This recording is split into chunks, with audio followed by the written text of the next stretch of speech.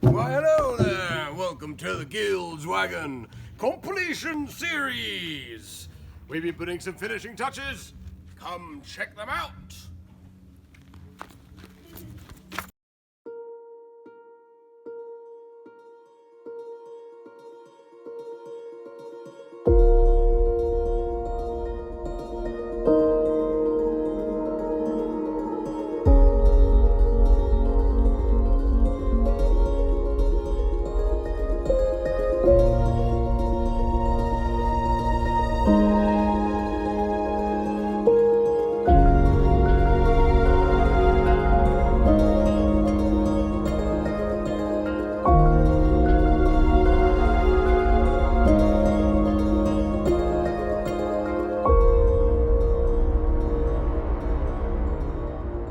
Welcome back to the Guild's Wagon completed version.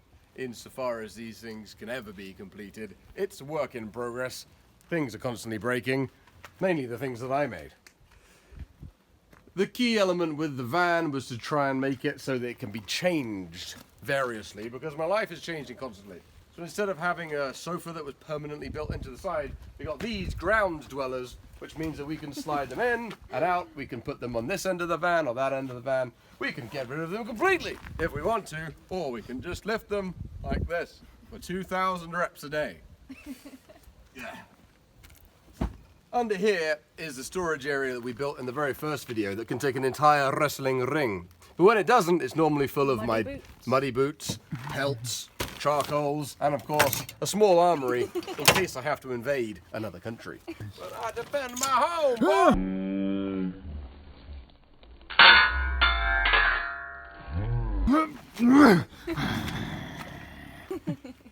We don't often get up the back way. We have a side door, which you saw us put in. But I'm going to hop up here anyway, just to show you it can be done. Oh yeah. It's the perfect height, as long as you're my height. If you're any taller than me, you'll bang your head. But up here, we've got plenty of room even for the tall guys. This is where I'm going to make sexy podcasts in the corner. Stay tuned for that. Your classic home defense system comes with a boss, which I don't have at the moment. I try to stay quiet during all this, but if you make me laugh, that's my job. Corpse to presenters. You're the presenter. Shit. When it comes to feasting, you don't want to be feasting all the time. You just want to be feasting sometimes. So when it's time to feast, you just flap up this Johnson and feast right away. I built this by putting these brackets into the aluminium struts of the van. Of course, I had to do it completely blind because being me, I didn't actually draw on where they were, which is why there's random holes all over the place. When you're done feasting, you simply press these dudes, slides away.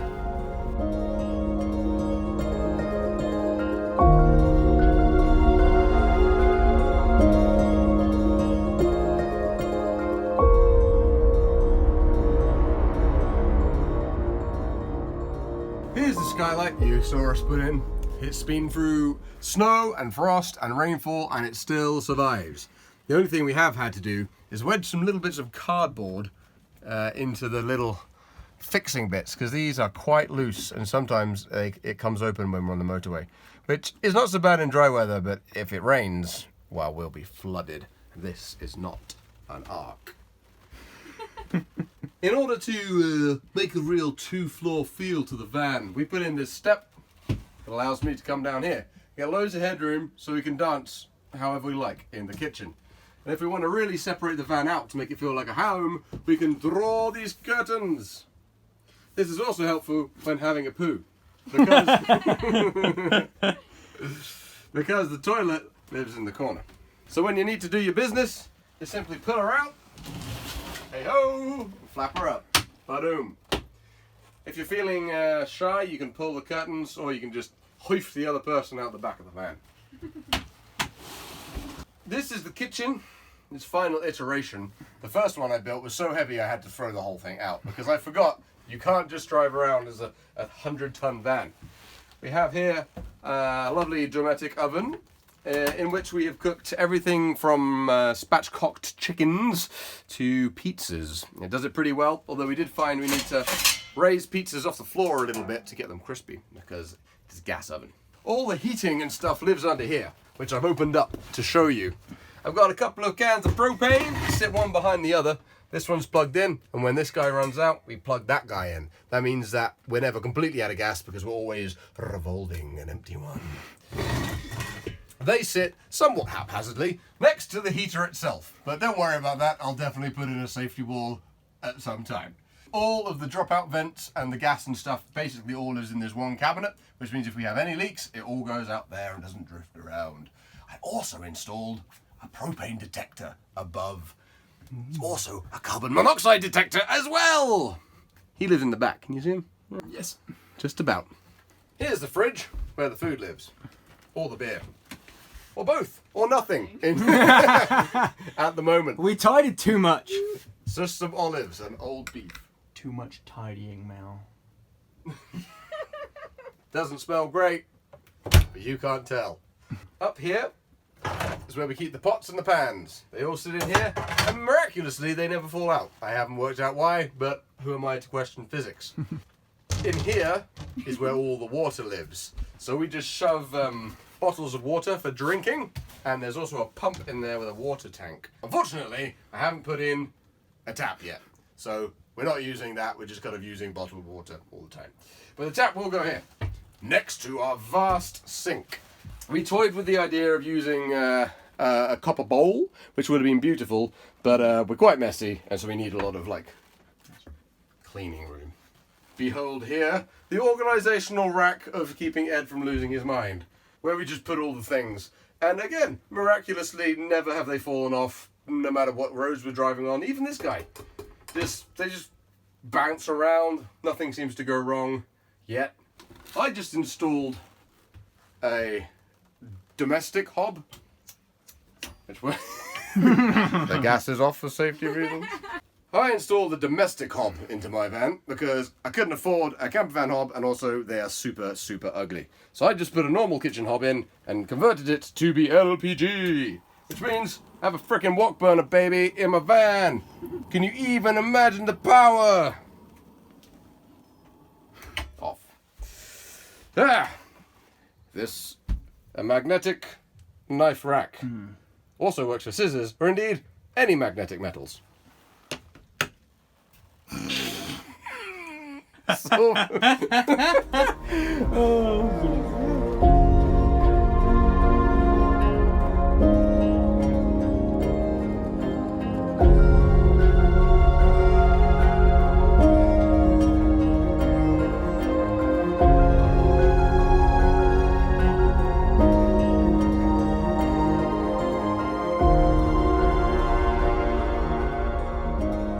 on the other side of the kitchen we have kitchen things. Primarily granola at the moment because it's cheap and nutritious. Books kind of live in here in a bit of a pile. This is working well. The barriers stop things falling out when we're driving, but it's kind of hell to keep it organized. So everything is just sort of a pile, you see. You get your granola with your Snacker Jacks, your honey, and your whiskey, just all in a pile on top of the potatoes, which may have been in there for 2 or 3 months at this point. We don't know. On the top here, we have Magic Bullseye McGee, who tells us when he's flat, whether or not we're also flat, which is very useful when it comes to sleeping. Oh, very close. Almost exact. Here we have our mobile bathroom. When it comes time to a bloot, you simply reveal and all of your bathroom needs in one, I say 4 handy pouches. Needs water. When it comes to the electrics, I know nothing about anything, but nevertheless I did it all myself, and thus far we haven't blown up. Inside this here Doom cabinet, we have a device called Magic Johnson that I installed with literally no idea what I was doing. Whoosh. Here is the battery. It's a 110 amp hour lithium guy, which means it doesn't last all that long, but it does charge super quickly. It also means I'll be paying it off till the day I die. This is basically a switch you turn off when you panic. If you don't know what's going on, you just pull that guy, everything stops.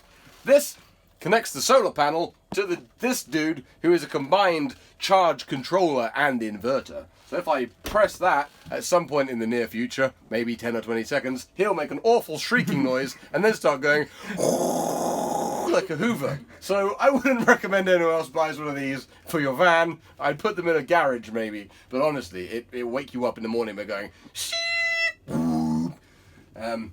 It's not. See? It's not going to roar at you yet, but it will. So as you can see on Magic Johnson, you can see that he is charging the battery. That's what the flashing means. And then to put my inverter on, I just press it. He makes another awful noise, and then he confirms that he's inverting power. So, very helpful. Another interesting feature is the work surface. This is made of solid vinyl the whole way through, which means that it won't get old and musty and rusty and ganky and moldy when we cut holes in it, and inevitably gets full of moisture from all the cooking and the sleeping and the breathing. So that was pretty good. They're incredibly expensive, but we just waited around on Facebook till someone was selling some super cheap. Cutting it was difficult though, I'll say that. As you've probably worked out by now, the thing that van people like to bang on about ceaselessly is storage. And as you can see, we don't have any, because we're not lame. Under the floor though, what's that? Is it storage boxes aplenty? Look at all these clothes, van people, and where do they live? In hell itself. So this is a really useful way of keeping all our stuff out of the way when we're living in the van. What do we do when the wrestling ring is under there, you ask? Well, we simply live in the same clothes every single day. In the future, we'll probably put some storage containers up in the ceiling there, because we're not really tall enough to make use of the space. Because it is a bit of a pain having to burrow down here every time you want some pants. Another wonderful feature of this van is the Max Fan Deluxe. With a simple press of a button, it will suck and it will blow. So when you're cooking and there's lots of steam, it'll suck all the steam out and get rid of it. And when it's super hot in here, it will suck cool air in and blow it in. It even has a little auto temp function, so you can set it to, say, 28 degrees, and then anytime it gets too warm, it'll blow air in. This has been an absolute lifesaver over the summer. I will say that. It also makes this great noise.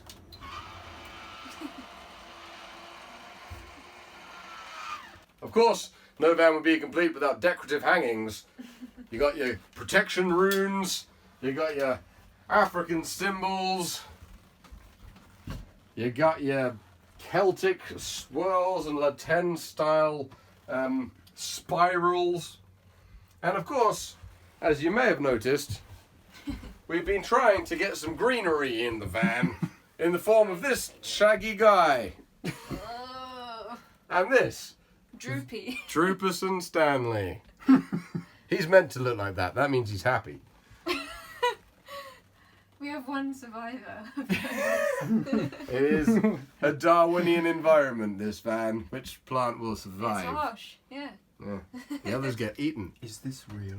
That's real ivy, but you can tell he's dying because he's crispy. It's very Crispy sad. eye. We're basically the nightmare at the garden centre. Every plant's like, don't choose me! But we will get there. We will get there. It's more like I've taken the concept of a van to the maximum by putting the minimum things into it, but with maximum effort. One of the things I didn't like about most camper vans I saw was the fact that the bed takes up most of the van most of the time. Or you have to sort of construct it from scratch every time you want to sleep, and then put it away again every time you want to wake up. Which is why my van doesn't have a bed in it. Or does it? It does. It's here. Flap up the support struts, and then from the ceiling, whoosh, the bed. Oh, complete with maiden. Farewell, friends. I have business to attend to. Woohoo! I got up here like an acrobat. That's right. That's all me. Very well. I am Ed, Gamester of the Guild. And I'm Mel, his piece. And this is a wagon that we've been living in now for an undefined period of time. Yeah. Perhaps too long. Yeah, it's been full time for probably the last couple of months, but off and on for maybe 6 months, I would say. It has its ups and its downs. Yeah. I mean, obviously, just getting into bed is an up, and coming out of bed is a down. Sometimes very quickly because I don't put the stairs there and I fall out of bed butt naked and crash into the floor with a squawk. The upsides are all the upsides that you would expect of a van, that you can go wherever you want to go and stay as long as you want to stay, or leave if you want to leave. And then there are the obvious downsides, which is trying to find somewhere to park that hasn't got restrictions and doesn't have people walking their dogs at all hours of the day or night. But then there's a bunch of stuff we didn't expect to be a pain in the balls, like... So we have a bin, a big old bin that we put all our rubbish into, but there's nowhere to put rubbish, because we don't pay any council tax. So you have to have a small bin that you get small bags of rubbish you take out on a daily basis. It's not actually a problem. We're just... It's a problem. It's just different for us. At one point we lived in our own filth. We had 3 black bags of Rotting rubbish. bags. Rotting in the height of summer. Nice. People definitely need to know that sort of stuff Yeah, before they embark you're on it. really Let's hear some good doing things, some- guys. I just want to make sure the audience and the audience is aware we've got more guests here. We're actually on Miles's 30-acre property right now, aren't we? It all belongs to you, Yes. Yeah. and that's Elizabeth as well from California. Yes. She just got here. Tis I. So if you hear some giggling, it's them lot.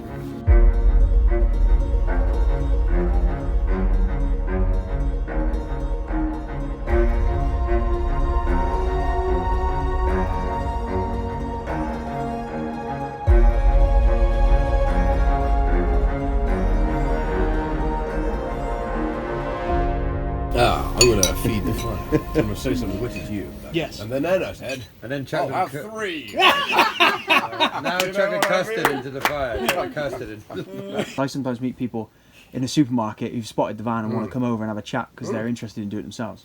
Like, have you found anything like that? Yeah, our van draws quite a lot of attention.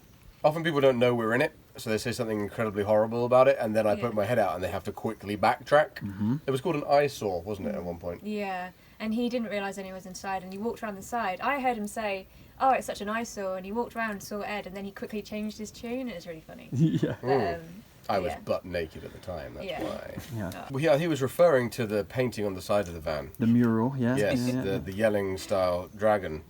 So I just got out the van. He had a little boy. So I asked him if the boy liked the dragon. Obviously, the boy, being terrified, had to say yes. At which point, I could then give the boy a history lesson about like Nordic mythology and the artwork of Norway, which is where the dragon comes from. And the dad then had to sit there and be humbled by my It's so intellect. Yeah, well, I just thought it was on there to make the van go faster.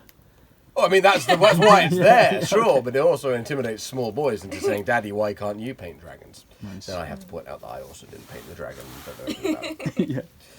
If someone else was thinking about doing what you guys have done, what would you have any advice for them? Any recommendations? Well, yeah. Go on. Answer Oh. the question. I think maybe don't get such a big Luton van.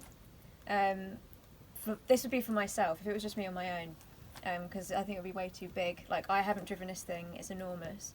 And I look at people going around in vans like yours, Justin, and I just think, like, that would be manageable, and maybe even for 2 people as well. Like, this is huge and it's amazing. Like, Well, you have to say that now, don't you? For living in full time, yeah, the Luton is a good. You can park it up for like Yeah. a week, and it's just like a studio apartment. But bombing around in it, moving from place to place, it uses a lot of fuel. yeah, Takes out a lot of trees. yeah. Um, I don't have to patch up the cab again yep. because we keep going into branches, and that's a stinky job. She says we. She means I, obviously. Yeah, no, but I do the patching up. Yeah. You do the patching, I do the braking. That's how our relationship works. Yes. You know. We've got these massive double back doors that means that we can basically pull up in the most amazing places and open them and then feel like we're out all the time. So I would say always look to have some part of your van that allows you to feel like you are part of wherever you are. Otherwise, it doesn't matter where you are because you're just inside of a van. Yeah. So they're the coolest thing. Yeah, and they get a lot of attention as well when we're parked up. We just Mostly park because up we're like up there naked. Yeah. Hey, hooey. Hey. But yeah, that's probably my favourite part of it. Yeah, I'd say one other thing is we took to the van life because we wanted to not have to like make plans, you know, to just be free. But actually, van life involves sort of shitload more planning than you might expect, because you've got to work out where you're going to go, where you're going to park, how you're going to get rid of how get more water in, get rid of your rubbish, how can you empty your toilet. You have to do way more planning than I've ever had to do in a house. So although you are more free to go anywhere and do anything, you also have to think one step ahead, which I'm terrible at. Luckily, I've got one of these. So. It can be hard to implement though around people like this.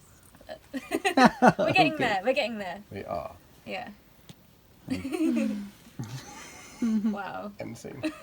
Final statement. Closing statement about the vans. Yes, I would say if you're even considering getting a van and living in it, you should do it.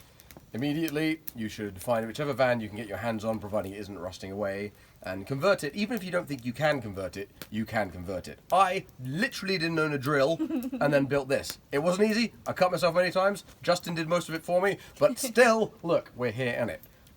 Because at the end of the day, you're not going to be able to afford a house, probably. Or maybe you can, but if you can't, the world is out there, and you're not going to find it if you're sitting at home on your sofa. So get a van, get out there, claim it back from the people who are trying to steal it from you. Just go, park where you want to park, do what you want to do, open your back doors out whilst you're butt naked and sing to the stars. Van life is about claiming the world back, the world that was stolen from us by the previous generations, the generations who are going to come. We're the generation who are going to take back our lives. How? By the road, by the van. Find a van, find two vans, convert them together, link them in the middle. Don't drive them both opposite ways or they'll rent themselves asunder. Put them together like this, drive them in the same direction, take up the whole road. I'll take up the road with you. We'll take our van. We'll get our van, Justin's van, we'll drive them behind you. And then we'll take to the entire road. And then, before you know it, there'll be no such thing as houses anymore. Houses will be for the poor and the weak. We'll have all the vans to ourselves. We'll have an armada. We'll have a driving armada of 100,000 vans strong. Who can fight us then? No one. Then you know what they'll try and tax us. We won't let them tax us. We'll tax them. And then, when we've taxed them, we'll use that money to buy houses, and then we can be real people again. Oh my god. That will be how it works. I'm gonna stay in the van. You are crazy. Thanks, mate.